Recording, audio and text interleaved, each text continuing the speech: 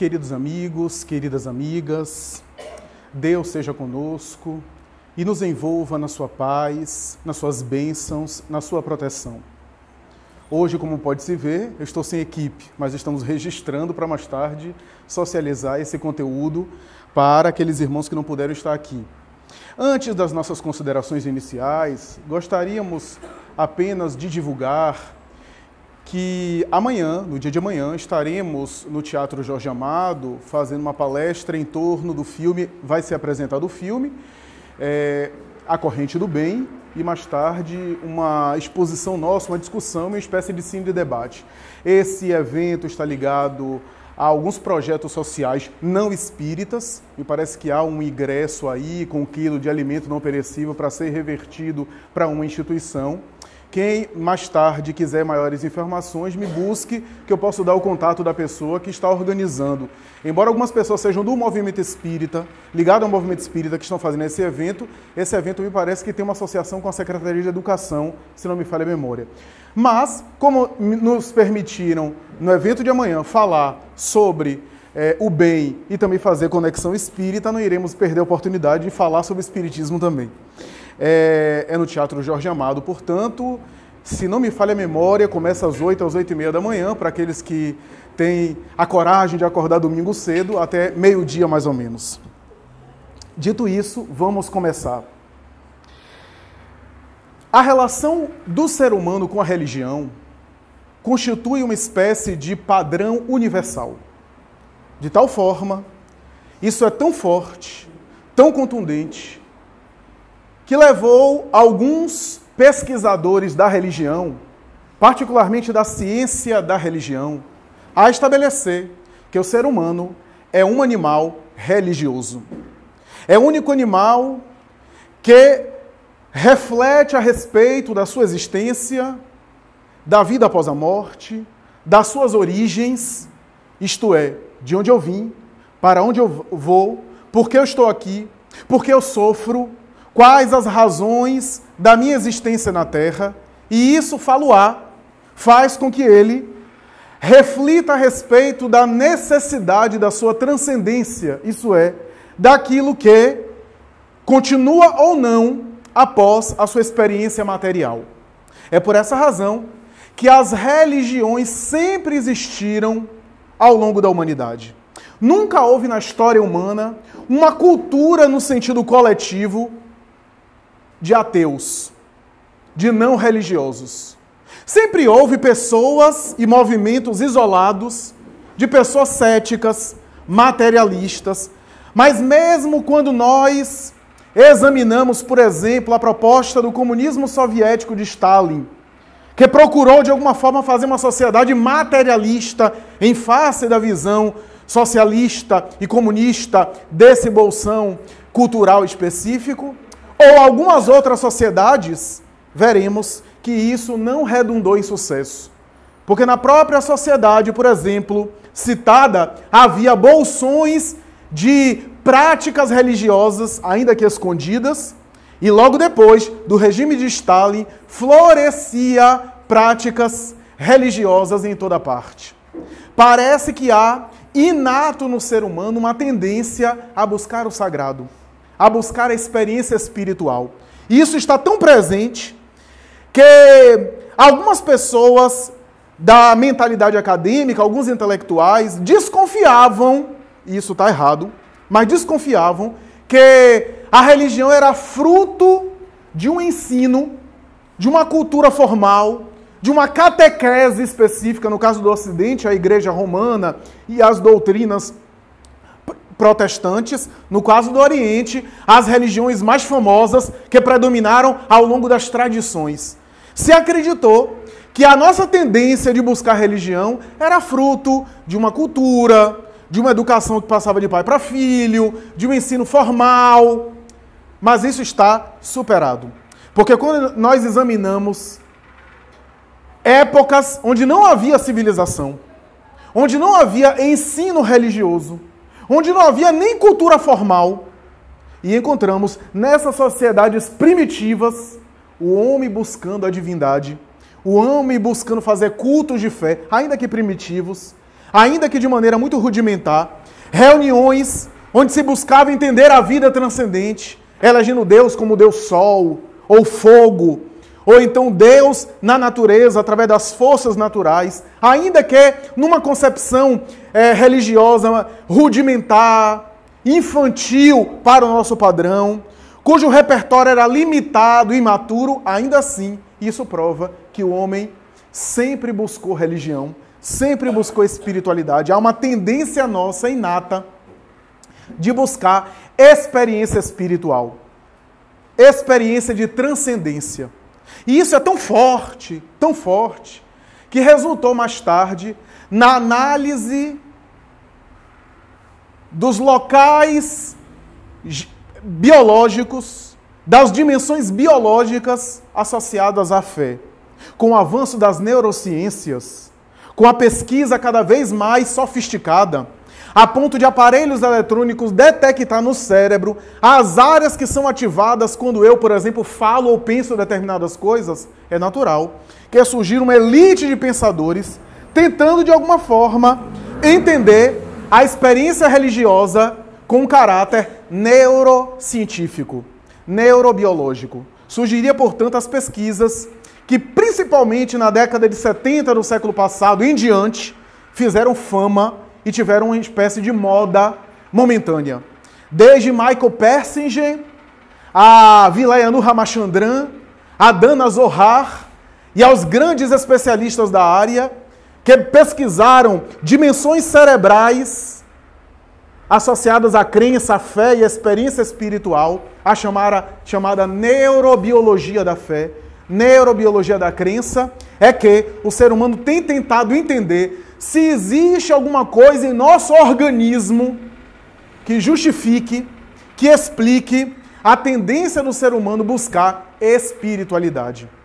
Porque a verdade é que quando a gente recua em épocas que não havia civilização, veremos o homem das cavernas, que não tinha nem aprendido a escrever ainda, que estava ainda no processo inicial e gutural da vocalização, da oralização, nos desenhos rupestres, ou no começo da escrita rupestre, há elementos cabais, elementos muito fortes que sugerem a relação do ser humano com a divindade, o contato com os chamados mortos, as almas dos mortos que voltam para se comunicar, desenhadas nas cavernas, nas furnas e mais tarde nas palafitas. Isso resulta em uma compreensão de que, desde épocas muito primárias, há uma tendência do ser humano buscar o metafísico, buscar o espiritual.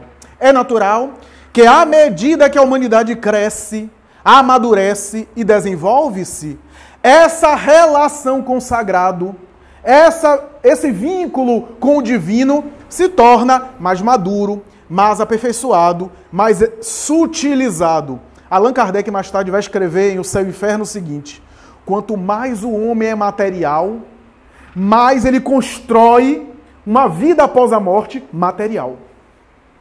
Quanto mais o ser humano vai se tornando sutil e espiritual, melhor ele compreende também a vida espiritual. Isso é tão extraordinário, que nós vemos isso no desenrolar do pensamento religioso, na evolução do pensamento religioso. Como é que Deus era, por exemplo, só para exemplificar, como é que Deus era visto, por exemplo, na Idade Média, como um rei sentado no trono, gozando das delícias do paraíso, aposentado, não passou pela regra da transição de hoje, então conseguiu aposentar compulsoriamente, e está lá para sempre gozando das delícias, sendo bajulado pelos anjos. Por quê? Porque para o homem da Idade Média, trabalhar era uma punição, era coisa para escravo. Só os escravos trabalhavam, o rei não trabalhava. O rei era o máximo, era a referência de tudo. Então Deus deveria ser um rei que não trabalha, que está sentado no trono e que está sendo insensado na sua vaidade porque precisa de bajuladores para aplaudi-lo. É a noção. Como diz um grande pensador, fazemos de Deus a nossa imagem e semelhança. À medida que a criatura amadurece, vai compreendendo de uma forma mais especial, mais espiritual.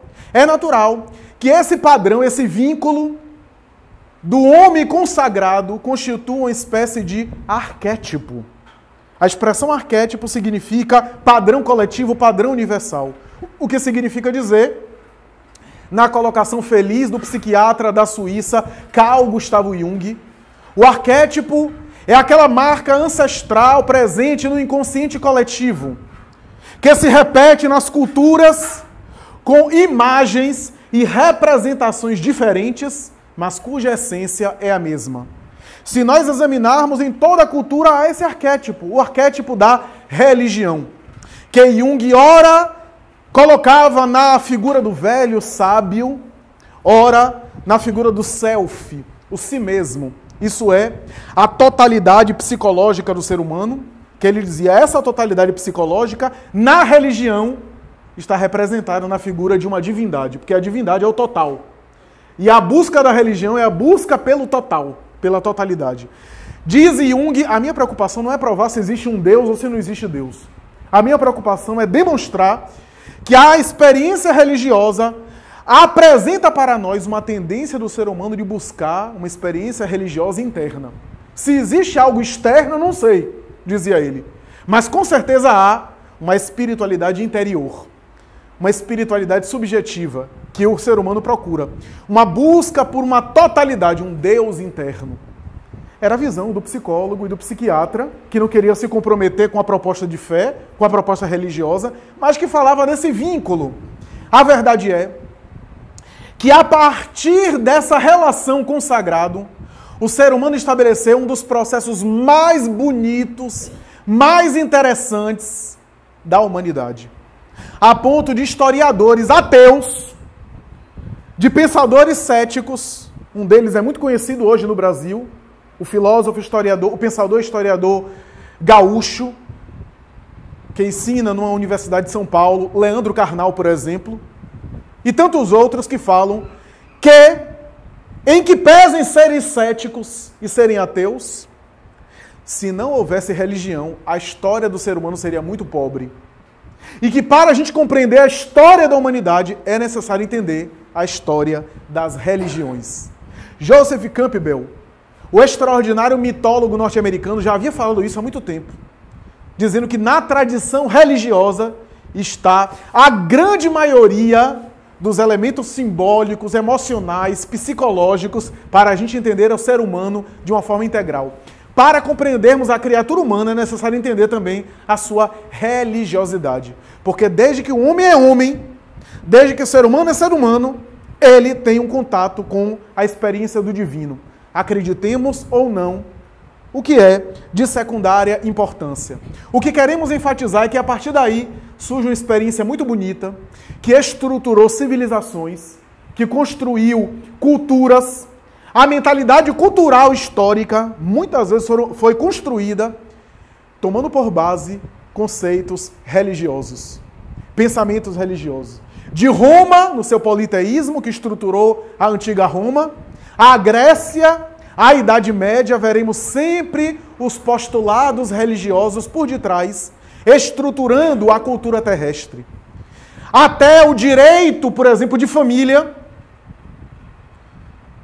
que, segundo um autor, foi estruturado a princípio, para resguardar o direito de herança, porque os mortos voltavam para se comunicar reclamando a sua propriedade. E graças a isso surgiu os primeiros conceitos do direito de família, até as legislações da terra, calcadas, por exemplo, no Torá, na Bíblia hebraica, no Decálogo, os 10 mandamentos de Moisés, que influenciou o código legal de todas as nações da terra. Os 10 mandamentos, sem falar nos 613 mandamentos da cultura judaica. Então veremos que a importância da experiência religiosa para entendermos o ser humano, mas por outro lado, graças a isso, a experiência religiosa, o ser humano desenvolveu um dos problemas mais graves que até hoje atravessa a nossa vida. Até hoje altera e perturba a nossa existência e até hoje prejudica a nossa vivência religiosa. Graças à experiência da religião, surgiu um dos vícios mais difíceis de se libertar na humanidade, que é o vício do culto exterior. O vício da idolatria externa. O vício de materializar os processos religiosos. Não foi apenas Moisés que, na advertência em relação ao bezerro de ouro e na instauração da lei do monoteísmo, se revoltou com o povo de Israel. Ao longo da humanidade, mesmo com as conquistas espirituais que nós temos e as conquistas intelectuais, inevitavelmente a gente volta e recai no mesmo vício de culto exterior, de transferir uma experiência espiritual que é interna, que é imaterial, que não é física, para representar em objetos, em talismãs, em estátuas de pedra, em museus, em instituições de pedra, em templos de fé, em objetos considerados sagrados, em oferendas, com todo respeito às culturas e às tradições, muito bonitas, aliás, que manifestam nas oferendas algo sagrado. Não estou condenando as práticas religiosas que fazem isso. Eu estou dizendo que a gente está priorizando a experiência material como mais importante, porque as religiões têm os seus rituais, têm a sua liturgia, que tem as suas liturgias, que tem os seus rituais, mas liturgia é a experiência material, não é mais importante. A gente está colocando a experiência material como mais importante do que aquilo que a religiosidade tem a nos ensinar. E assim, ao longo dos tempos, o culto exterior tem sido um processo e um vício muito grave. Do animismo, a crença espiritual antiga, cujo repertório era rudimentar, de depositar em cada força da natureza e cada objeto inanimado uma manifestação de deuses, para mais tarde a fitolatria, a adoração dos vegetais como algo sagrado, a zoolatria, os animais sagrados, até hoje na cultura da Índia, há alguns animais que são considerados sagrados, manifestações de deuses na terra. Para mais tarde, o culto exterior a pessoas. Veja que negócio grave. Aí a gente começa a idolatrar pessoas como se fossem representantes de Deus na terra. Pessoas infalíveis na terra, consideradas infalíveis por nós. Pessoas que eram consideradas divinas, idolatrando de maneira desmesurada, de uma maneira excessiva, porque eu não estou dizendo aqui da gente admirar pessoas, de a gente seguir os exemplos de pessoas fantásticas, que são referências de santidade para todos nós. Mas na idolatria, eu não apenas coloco essa pessoa acima de tudo, mas também eu afasto aquela pessoa da nossa experiência. O que é que isso quer dizer? Que na idolatria, eu coloco ela tão distante que eu sou incapaz de segui-la. É assim que a gente faz com as pessoas. Em vez de a gente olhá-las como exemplos que a gente pode também chegar lá, nós erguemos elas em um altar inalcançável para justificar que elas eram fantásticas, iluminadas e nós não. Nós somos coitadinhos, que não podemos segui-la. Então, a idolatria. Materializamos a experiência religiosa dessa forma. Do animismo, a zoolatria, mais tarde o politeísmo sagrado das culturas conhecidas na Terra, aí já na chamada civilização constituída, estamos falando dos povos conhecidos, Egito, Grécia, Roma, Babilônia de maneira geral. Mais tarde, o monoteísmo que começa com Abraão e Moisés, e mais tarde se espalha sobre a Terra, influenciando praticamente toda a cultura terrestre, com algumas exceções. E no monoteísmo nós temos um passo dado na maturidade religiosa. A compreensão de que o universo não é fruto de várias forças desordenadas, vários deuses, mas de uma só inteligência. E isso é uma conquista. Partiu de uma única origem. E as forças desordenadas que a gente está vendo não são deuses, com D maiúsculo, mas são manifestações de uma origem só. de um ponto só. Essa é a conquista do monoteísmo. E lentamente, a noção de espiritualidade vai se tornando mais sutil, menos material e mais emocional, mais subjetiva, mais psicológica, mas ainda trazemos heranças do passado, de desvios religiosos. Da mesma forma que a gente tem nas relações humanas aquela noção de tirar vantagem, de ter um conhecido que vai nos ajudar a obter vantagem sobre outra pessoa, a ter um pistolão que vai nos ajudar a acelerar em alguma coisa, ou vai nos dar vantagem sobre os outros, nós nos relacionamos também com a divindade assim. Da mesma forma que o homem primitivo, que fazia o seu trabalho na agricultura e oferecia ao Deus da chuva para que chovesse. E ali lhe desse a plantação. Veja que isso é primitivo, é antigo. Nós guardamos isso em nosso inconsciente. Para mais tarde surgirem os sacrifícios. A palavra sacrifício vem de duas, sacro, ofício. Ofício sagrado, ofício santo. Mas que vem de uma prática de holocausto, de destruição. A ideia de que se eu matar uma vida e oferecer essa vida aos deuses ou a Deus, a minha vida é poupada.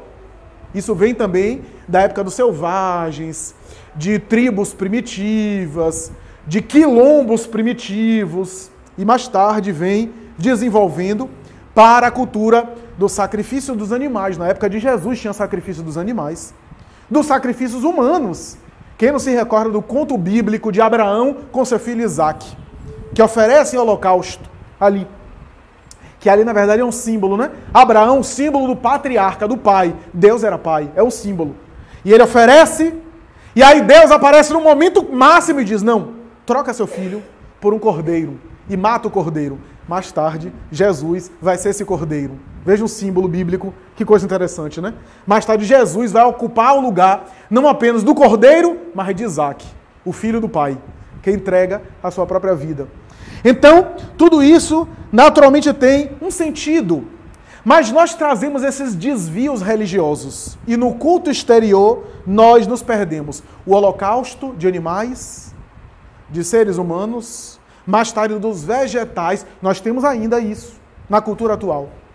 As flores do cemitério, que de alguma forma não deixa de ser vida, é muito bonito, mas não deixa de ser vida, que oferecemos em holocausto como se fosse algo sagrado, algo que agradaria a divindade, os céus, o reino dos céus, ou o parente morto que se vai. Como se o parente morto quisesse ter flores no além, ou se no além não tivesse flores.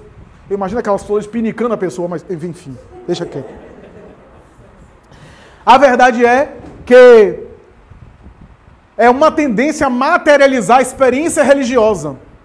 O Espírito Emmanuel, através do médium Chico Xavier, vai dizer, numa frase muito rápida na obra Roteiro, ele vai dizer o seguinte: a fé tem o seu nascedouro, ou seja, nasceu, tem a sua nascente, no berço rústico do temor. Emmanuel fala bonito, né? E, trocando em miúdos, Emmanuel está dizendo o seguinte, que o sentimento de fé surgiu no medo. Olha que coisa interessante.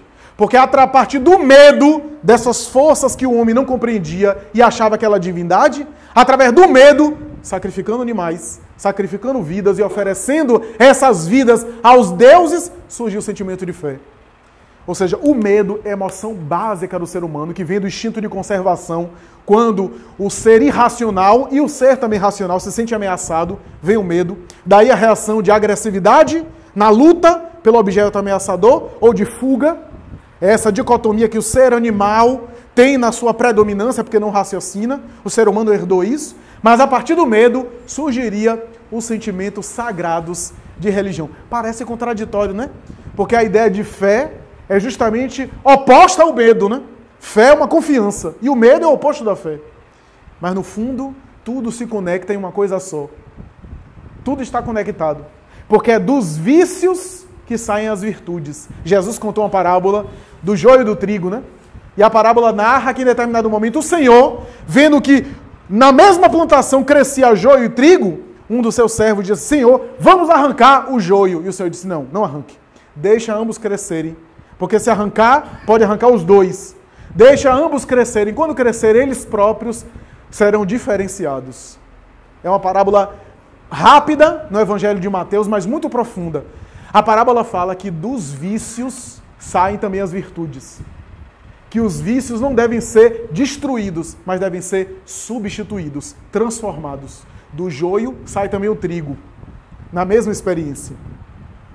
É só uma questão de medida. Como eu falei em outro centro recentemente, né? A pessoa é fanática. A pessoa é rígida, intolerante. Se ela direcionar um pouco essa energia que ela tem para algo positivo e medir a dose, ela pode ser uma pessoa determinada, objetiva, apaixonada pelo bem. É a mesma energia, só na medida certa.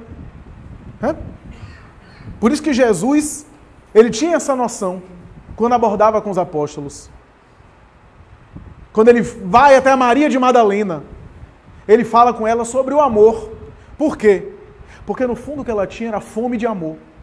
Só que o que ela vivia era um amor primitivo. A promiscuidade, a sensualidade. É um amor primitivo. É um amor infantil. E é por isso que, de todos os diálogos que a gente tem de Jesus, o mais profundo em termos de amor, ele fala com Maria de Madalena, como se ensinasse a ela que dali ela ia conquistar o amor sublimado, o amor espiritualizado, só corrigindo, só direcionando, só substituindo, transformando. Toda essa experiência nos leva, meus amigos, a reflexionar a respeito dessa experiência religiosa que, do medo, surge o sentimento do sagrado, e do sentimento do sagrado, a futura fé. É por isso que quase sempre na religião ainda a gente tem a ideia, a cultura do medo. Já notaram? Em algumas religiões a pessoa fala mais do diabo do que em Deus. Parece que gosta mais do colega do que do chefe. Há uma tendência nossa de focar o mal, de focar o problema. Até entre os espíritas. Eu vejo os espíritas, qualquer coisa que acontece, não é porque fizeram um trabalho de magia negra, como se isso fosse espiritismo, nem é, né? Mas fizeram um trabalho de magia negra contra mim, ou magia branca, ou sei lá o quê. Fizeram um feitiço, porque a gente adora ser enfeitiçado. A verdade é essa. Né? Ou então, tem um obsessor atrás de mim. Coitado dos obsessores, levam a culpa por tanta coisa, né? Que não são deles. Então, o obsessor está me perseguindo, um espírito. E nós gostamos de valorizar a escuridão.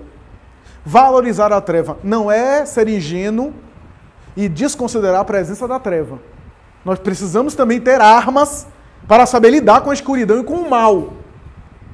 Mas não ficar fazendo propaganda do mal. Não ficar fazendo propaganda da escuridão. Então, é essa tendência religiosa que nós temos. Por isso que a religião ainda na Terra é trabalhada a partir do medo. Ou frequenta a igreja ou vai para o inferno. Ou paga não sei o que a religião ou não tem salvação. E a pessoa com medo de perder a alma perde as coisas. Então é essa tendência que nós temos do medo, do horror, da perseguição. Um colega meu falava, Flávio, eu estudei no colégio de freira, e às vezes no intervalo da escola, quando a gente ia para o banheiro, por exemplo, aí eu sentava no vaso sanitário e tinha uma frase assim, dizendo assim, cuidado, Deus está te olhando. Olha que negócio. Quer dizer, até para ir no banheiro, então fica um negócio meio paranoico, uma espécie de reality show. Né? É óbvio que há a presença divina em toda parte, mas não no sentido de estar observando você pecar, você cair. Ora bem, nós não fazemos isso com os nossos filhos. A gente não fica monitorando o filho para saber onde é que ele vai cair para a gente fazer bullying com ele. Como é que a gente acha que a divindade, que é amor pleno, vai ficar observando a nossa queda para montar em cima de nós, para nos castigar? É a noção que a gente tem de imperfeição, de julgamento. A ponto de Saramago, José Saramago, Nobel de Literatura, já falecido, em uma obra de ironia, porque ele não era religioso, ele era ateu, em uma obra de ironia chamada O Evangelho segundo Jesus Cristo, tem um momento que o diabo, que aliás para nós espíritas é uma figura simbólica, não existe, é só um símbolo, mas o diabo aparece a Jesus e disse, você venceu. Deus predomina no mundo, eu não consegui vencer essa batalha, você venceu, eu me rendo. E diz José Saramago, numa ironia, que Deus se manifesta e diz: por favor, não faça isso. Não desista do seu propósito, porque o que é que vai ser de mim se você não existir? É uma ironia dizendo que a religião trabalha para a pessoa ter fé por causa do medo. A pessoa busca a Deus porque tem medo e não busca a Deus por amor, mas por temor. É essa a noção nossa. Como a gente tem isso daqui em outras coisas. A gente não corre agora com carro porque vai tomar multa. Não é porque tem consciência. Não passa no sinal fechado para nós porque vai piscar e a multa vai chegar. Não desrespeita alguém na rua porque pode receber um processo ou pode receber uma intimação policial. Não comete um crime porque tem a repressão policial. Então, muitas vezes a gente não age com consciência, age com medo da lei e das consequências. É a mesma coisa que acontece nos processos religiosos. Jesus combateu de maneira enfática o culto exterior. Olha, se há uma coisa que Jesus combateu na sua vida na terra, foi o culto exterior. Porque ele sabia que em qualquer prática religiosa, o culto exterior atrapalha o crescimento da pessoa para Deus. O culto exterior é uma espécie de obstáculo grave para a pessoa entender a divindade e aproximar-se dela. Por isso que Jesus respeitou os rituais do templo de Israel. Sabia que não adiantava ficar violentando aquela liturgia. Se submeteu ao batismo com João o Batista, embora ele não batizou ninguém, mas ele se submeteu nas águas do Rio Jordão, que eram consideradas sagradas. Jesus estava muito acima disso.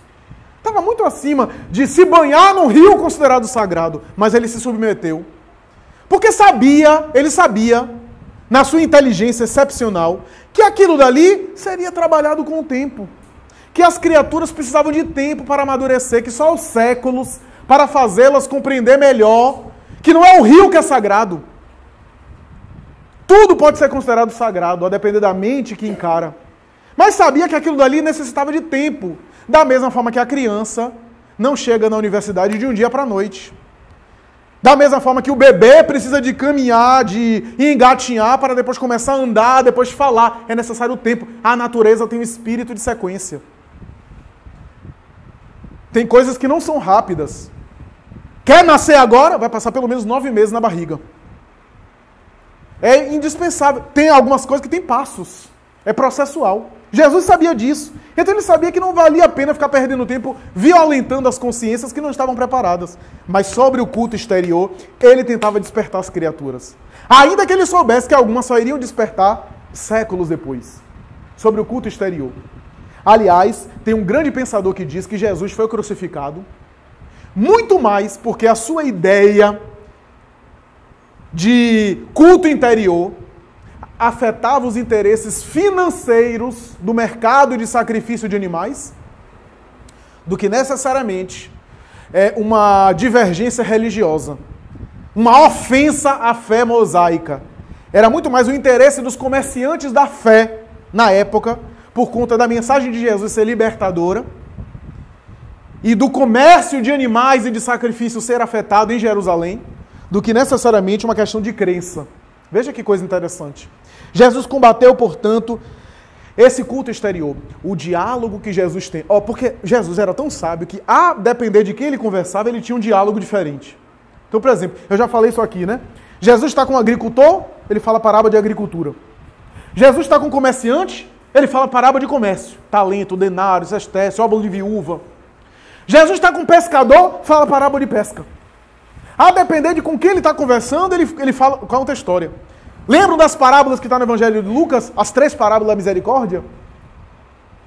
Então tem pastores ali, ele conta a parábola do pastor. Um pastor tem 9 ovelhas, uma ovelha se desgarrou, ele para e vai buscar a que se desgarrou. Porque o pastor entendia o que é que ele estava falando. Quem cuida de cabras e de ovelhas sabe. Aí ele olha para as mulheres que estão presentes e diz: o reino dos céus é semelhante a um colar em que uma peça se desprendeu. E é necessário, portanto, as mulheres entendiam. Por quê? Hoje se sabe que os estudiosos conhecem que na época de Jesus, as mulheres faziam colares com moedas. E ele fala uma parábola falando de um colar de moedas. Colar de pérolas não, colar de moedas, corrigindo. Então, ele fala isso para as mulheres. E as mulheres entenderam. Por quê? Porque ele está fazendo uma metáfora dos filhos. Adianta 9 filhos estar bom se um está mal? Uma mãe sabe o que é isso. Se um filho está sofrendo, ela se incomoda e vai buscá-lo. Ainda que os outros 9 estejam bem. Então as mulheres entenderam. Então, a depender de quem ele estava falando, mas quando Jesus falava com os doutores da lei, com os fariseus, é interessante como o discurso dele era sobre a lei. E quase sempre, ele conta uma parábola, onde ele coloca a lei de um lado e coloca a misericórdia acima da lei. Parábola do bom samaritano. É isso.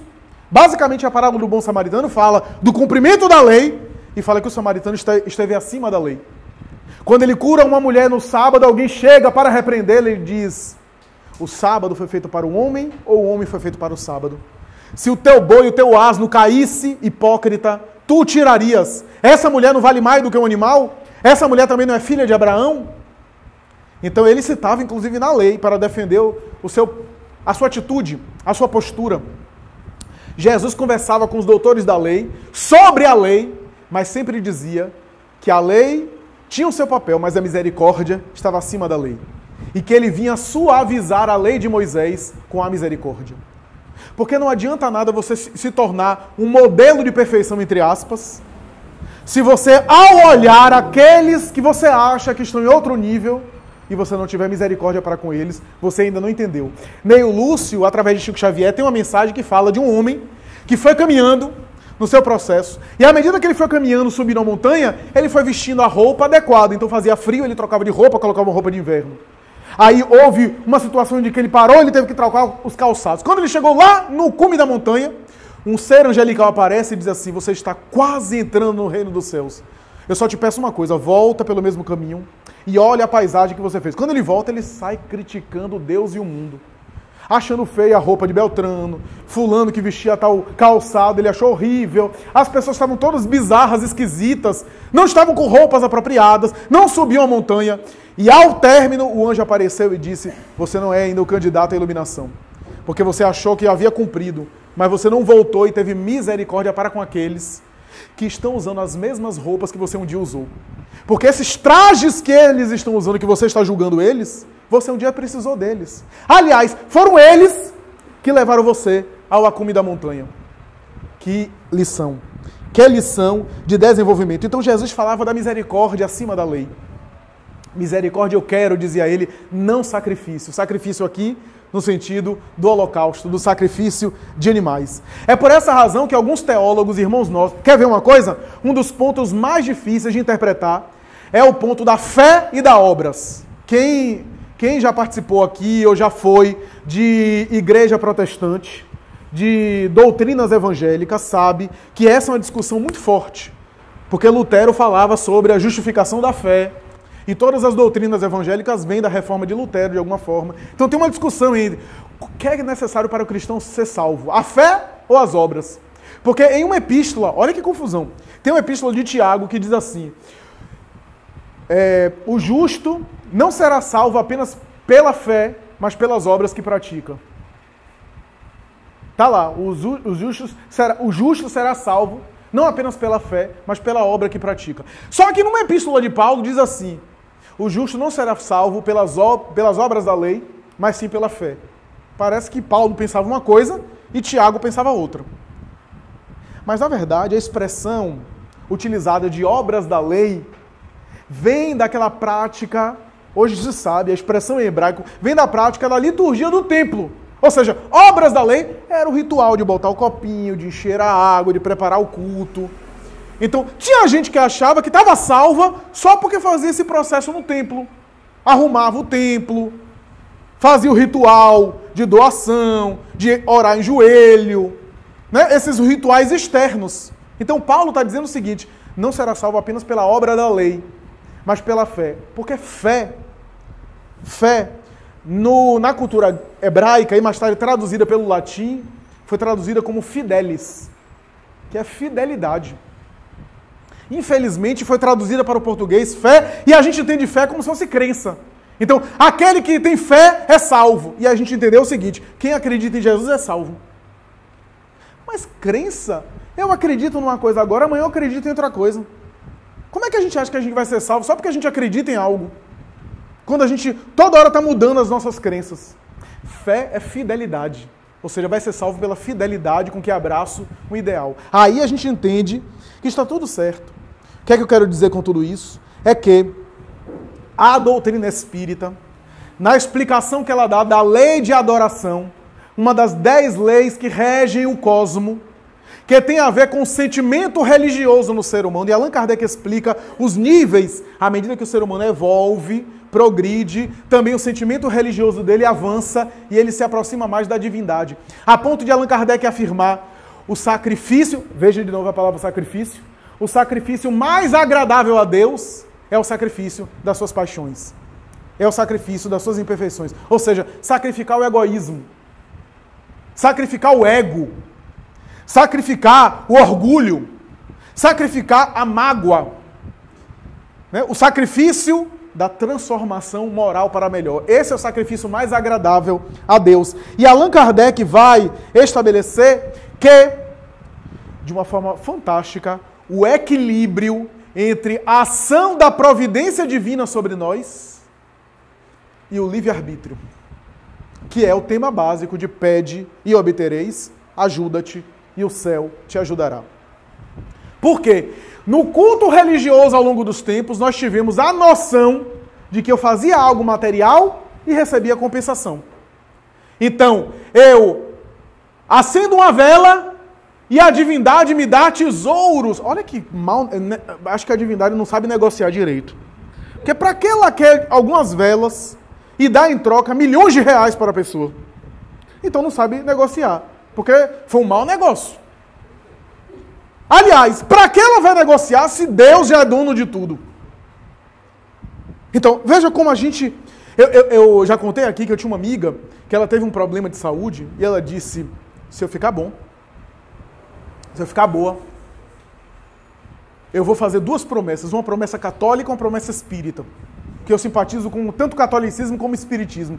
Eles, qual é? Eles, olha, a promessa espírita eu vou doar não sei quantas cestas básicas para o centro, para a caridade, para os espíritos bons. Como se a cesta básica fosse bom para o Dr. Bezerra de Menezes, fosse bom para os espíritos. O bom é para a pessoa. A caridade é bom porque faz bem a pessoa e não para os outros, não para Deus. Vê se Deus vai querer cesta básica. Mas ela disse isso. E eu dizia a promessa católica é que eu vou subir a igreja do Bonfim de joelho. Ficou boa de saúde. Aí ela pegou um táxi, ficou de joelho e pediu pro táxi subir a igreja do Bonfim, deu a volta e desceu. Quer dizer, eu perguntei, mas menina, eu disse a Deus que eu subi a igreja do Bonfim de joelho, não disse como. Quer dizer,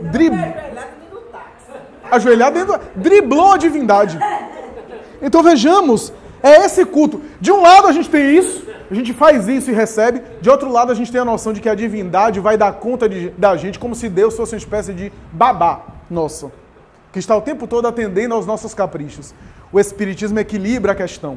De um lado a gente teve os céticos que disseram isso tudo é coisa de criança, achar que Deus está dessa forma, como se fosse uma babá nossa, como se fosse um personal trainer que está o tempo todo do nosso lado.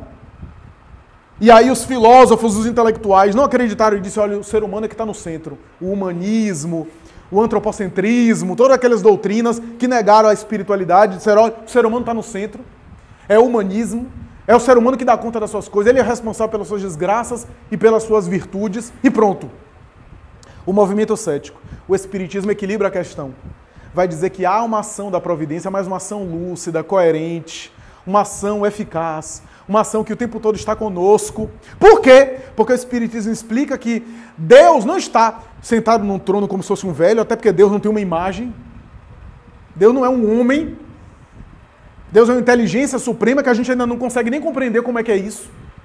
Mas que fez um conjunto de leis, e essas leis equilibram o universo. Quando a gente agride as leis, passamos a sofrer as consequências. Então Deus está agindo o tempo todo conosco através da lei. Tem uma obra de André Luiz que fala que em determinado momento alguém está desencarnando e André Luiz fica desesperado. Diz, e agora?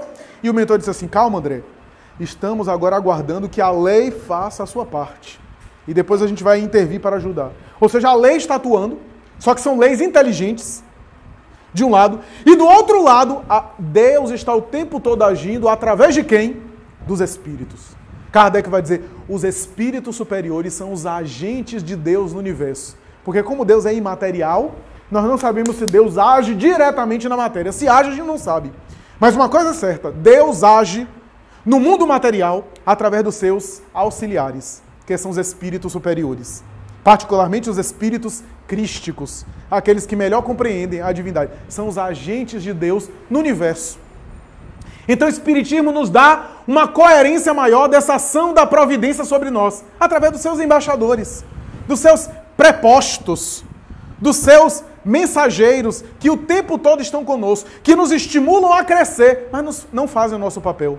Você já imaginou você deixar seu filho de 3 anos na cama, não acordar ele para a escola, porque você gosta tanto dele que não quer que ele tenha esse desprazer de acordar cedo para ir para a escola, deixa ele dormindo, e você vai para a escola por ele? Você vai estar fazendo um bem a ele? Deus às vezes nos manda à escola, nos acorda cedo para a gente ir para a escola, e a gente não gosta. E a gente, como a criança que fica com birra, sai chateado da cama, diz que não gosta mais dos pais, que não ama mais a mãe porque acordou ele cedo para ir para a escola, fica de cara feia, e a mãe compreende. Uma mãe sensata compreende ao nível dele, vai ficar chateado porque levantar cedo é chato mesmo. Nós às vezes também ficamos assim, com birra com Deus. Temos DR, discutimos a relação, ficamos de mal, e Deus compreende infinitamente. Porque Ele está acima disso. Então, a providência divina pelos Espíritos atua sobre nós. Mas nós temos a nossa parte que precisamos fazer. Esse é o equilíbrio. Nem você vai fazer tudo de uma vez só, ou sozinho. Tem gente que até no Espiritismo... Não, o meu livre-arbítrio. Tudo bem, o livre-arbítrio realmente tem esse recurso. E notem bem que coisa interessante. Só o Espiritismo pode explicar. À medida que você evolui, o seu livre-arbítrio também aumenta. Já notou? O ser primário tem um livre-arbítrio menor, um raio de ação menor. De novo, a metáfora da criança. Um filho seu de 3 anos tem o mesmo livre-arbítrio que você? Não tem. Porque com o nível dele, de 3 anos, ele tem uma capacidade muito menor, um raio de ação menor. Não é só por conta da condição financeira ou porque ele não sabe dirigir o carro, não. Ele tem uma liberdade muito mais limitada, porque simplesmente o seu raio de ação e a sua capacidade de compreender as coisas é menor também. À medida que o indivíduo cresce, amadurece, o seu raio de ação aumenta. O espírito também. À medida que ele vai evoluindo, que ele vai crescendo, a sua liberdade vai aumentando, ele tem mais autonomia, ele tem mais discernimento, ele consegue compreender melhor as coisas, ele consegue discernir a respeito das coisas. E vai evoluindo. Então, o livre-arbítrio. Mas o livre-arbítrio dá conta de tudo? Não existe uma ação da providência, só você com você mesmo, e a providência não está atuando, você que pensa que não está o tempo todo atuando. Só que Deus, interessante isso, né? Deus é o mais silencioso de todos. Deus tem um poder, Deus tem poder para abalar a terra? Tem. Mas por que Ele não faz? É porque não tem poder? Não. Poder Ele tem, mas é porque talvez haja uma outra razão que a gente não compreenda. Porque se ele quiser mudar o cenário aí, nacional todo, ele muda de uma vez só. Basta a gente ver aí os furacões. Então, se quiser, acontece um movimento de renovação imediata. Mas por que não faz? Não sei. Eu não sei. Mas deve haver razões. Se Deus quisesse, Deus enviaria para reencarnar em cada bairro de Salvador uma irmã Dulce. Você já pensou, se cada bairro de Salvador recebesse uma irmã Dulce, Castelo Branco, uma, Pituba, outro, Guatemi, Cajazeira, cada Cajazeira uma irmã Dulce. Eu acho que eu ia ficar aposentado, eu não ia precisar fazer mais palestra, né? Ninguém ia precisar mais trabalhar no bem, porque se uma irmã Dulce fez o que fez, se um Chico Xavier fez o que fez, imagina cada um. Tem missionário para isso? Tem. Por que Deus não manda? Não sei. Mas eu desconfio que é para a gente aproveitar para crescer também. Porque se eles também vierem tudo de uma vez, eles fazem tudo, a gente não faz nada. Então vejam que coisa interessante. Então quando você fica reclamando da política do Brasil, né, das injustiças sociais, aproveite para crescer. Porque a qualquer momento isso pode mudar tranquilamente. Então, meus amigos, O que é que eu quero dizer com tudo isso? É que há o nosso livre-arbítrio, mas há também uma providência maior. Porque se não houvesse uma providência maior, ele diz, não, eu dou conta de mim, eu faço tudo. Eu sou responsável por minha vida. Eu sou. Eu tenho meu livre-arbítrio, mas parte sou eu que faço. Parte é Deus quem permite que eu faça. Sabe por quê? Você acha que você dá conta de tudo? Aí você está trabalhando no bem. Aí vem um AVC. Você fica em cima de uma cama. Mudou tudo. Vem uma doença grave. Vem uma situação financeira que muda a sua vida. Vem uma morte de um ser querido. Vem um neto que entra em sua casa e muda toda a programação que você tinha para a sua vida. Então, não está nas suas mãos. Você não tem controle de tudo. Por isso que fé é se entregar, mas ao mesmo tempo fazer a sua parte. Ajuda-te e o céu te ajudará. Narra Leon Tolstói, já contei isso aqui, que um sacerdote sai da sua igreja na União Soviética e pede para um camponês, um mujique, entrar na igreja para orar. E diz, homem, vem orar. E o homem, não posso, estou arando. Ele estava lavrando a terra. Estou arando. E o sacerdote diz, faz muito bem, porque arar é orar. Ou seja, quando agimos no bem, quando fazemos no bem, quando produzimos no bem, estamos pedindo, batendo e a porta se abrindo, estamos ajudando-nos para que o céu nos ajude. Porque a mensagem evangélica de Mateus, capítulo 7, versículos 7 a 11 e 13, que Jesus fala, ajuda-te e o céu te ajudará, ele continua dizendo, qual é o pai que vê o filho pedindo pão, lhe dá pedra? E faz uma consideração que tem a ver com a lei de causa e efeito, ou seja, o pede obtereis, não é apenas eu pedir a Deus e amanhã aparece de bandeja na minha frente. O pede é o seguinte, eu estou buscando, eu estou agindo, e tudo que eu faço desejando ardentemente, eu estou emitindo para o universo. O universo me devolve. Então, se você alimenta paz no seu coração, você vai topar com a paz logo, logo, lá na frente. Talvez não agora, porque ainda você está testando, está treinando a sua paz nas dificuldades. Se você alimenta a perturbação, fique tranquilo que você vai ter perturbação logo, logo. Porque aquilo que eu desejo fortemente, eu acabo produzindo na minha vida. Eu acabo gerando na minha realidade. Tudo aquilo que eu desejo muito, porque o poder da nossa mente é um negócio impressionante. Por isso, meus amigos, a grande meta é fazer a nossa parte, mas ao mesmo tempo confiar na parte que não nos cabe. O que é que a gente faz? A gente não faz a nossa parte e quer fazer a parte de Deus. Já notaram isso? Aquilo que a gente deve fazer, a gente não quer, porque dá trabalho. Mas ao mesmo tempo a gente quer falar a Deus o que ele deve fazer, porque talvez ele não saiba. Como se a gente tivesse controle da situação. Então, a grande proposta da experiência religiosa é o culto interior. Eu me lembro que Chico Xavier certa vez recebeu uma senhora que diz, Chico, meu marido, eu tenho um grande problema no casamento. Ele disse, qual foi o problema? Olha, meu marido é um bom pai, é um companheiro fiel, uma pessoa íntegra, do bem, dedicada, presente em casa, tem paciência com as coisas, trabalhador. O único problema é que ele não é espírita. E Chico disse, minha filha, para que ele precisa do espiritismo se ele já é tudo isso? Deixa ele quieto, que é melhor até para não perturbar, senão piora. Porque o espiritismo é para a pessoa ser isso. Se a pessoa já é isso, nem precisa mais do espiritismo. Que lição, que extraordinário, que formidável. Porque o culto é o culto interior. É o culto interior. Por isso, na nossa proposta ajuda-te e o céu te ajudará. Ajuda-te, faz a tua parte. Toda vez que Jesus chegava a alguém, ele perguntava, o que queres que eu te faça?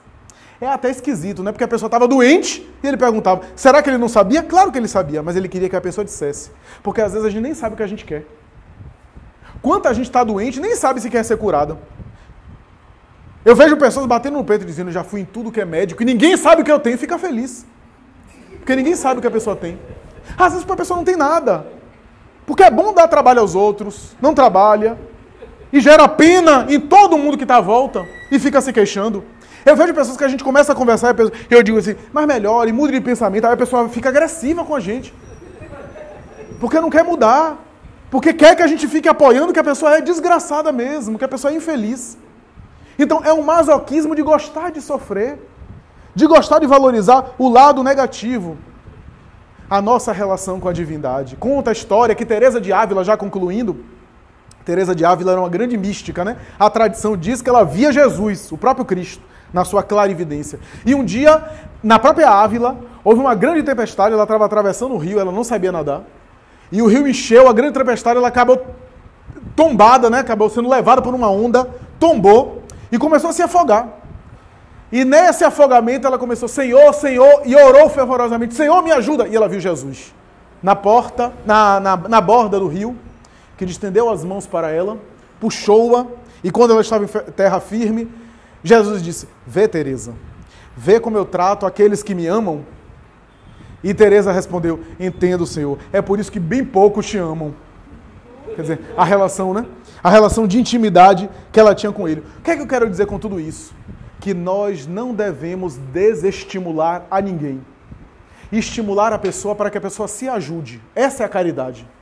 Nem viver o problema do outro, nem carregar o problema do outro conosco, porque nós temos a nossa cruz e o outro tem a cruz dele. Nós devemos estimular, como diz Emmanuel, ajuda e passa. Mas não crie expectativa de carregar o outro nas suas costas. A nossa tarefa é de ajudar e ir adiante. De estender a mão e estimular a pessoa a se desenvolver, a crescer. Do contrário, você quando desencarnar, vai desencarnar, chega no mundo espiritual e pergunta, o que é que você fez? Não, eu não fiz muita coisa não, porque eu fiquei preocupado com os problemas dos outros, querendo resolver a vida dos outros. A nossa tarefa é resolver o problema da nossa autoiluminação. Não é uma atitude egoísta, ajudar todos que estão ao nosso redor com o que a gente tem, mas não querer viver a vida do outro. É uma lição tênue, porque nem Deus faz isso conosco. Nem os espíritos ficam vivendo a nossa vida, nos estimulam a gente a crescer.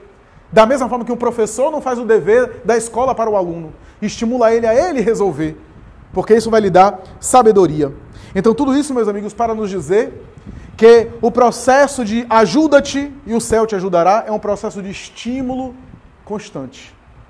É um processo de insistência no bem constantemente. Só para concluir, novamente Chico Xavier.